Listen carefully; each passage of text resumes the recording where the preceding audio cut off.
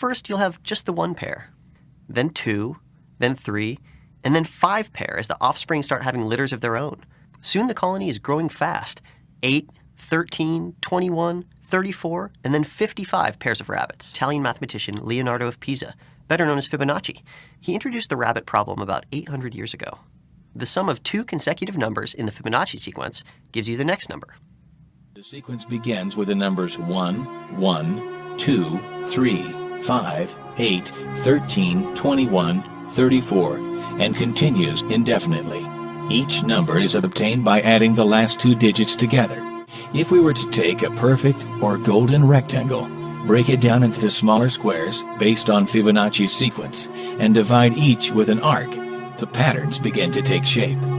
We begin to see Fibonacci's spiral. The spiral in and of itself is insignificant.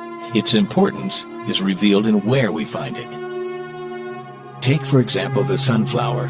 The display of its florets are in perfect spirals of 55, 34, and 21. The sequence of Fibonacci. The fruitlets of the pineapple create this same spiral based on the sequence. The pine cone does the same. As currents move through the ocean and the tide rolls onto the shore, the waves that bring in the tide curve into a spiral that can be mathematically diagrammed onto a plot at the points 1, 1, 2, 3, 5, 8, 13, 21, 34, and 55. Buds on trees, sand dollars, starfish, petals on flowers, and especially the nautilus shell are formed with this exact same blueprint. With each segment of growth, the nautilus adds to itself one more value on Fibonacci's scale. This blueprint can be seen around us on a small scale every day, but the greatest example of all is directly above our heads.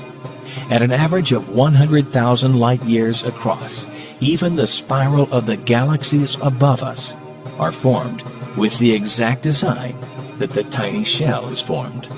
This sequence or blueprint appears to be the trademark of a designer.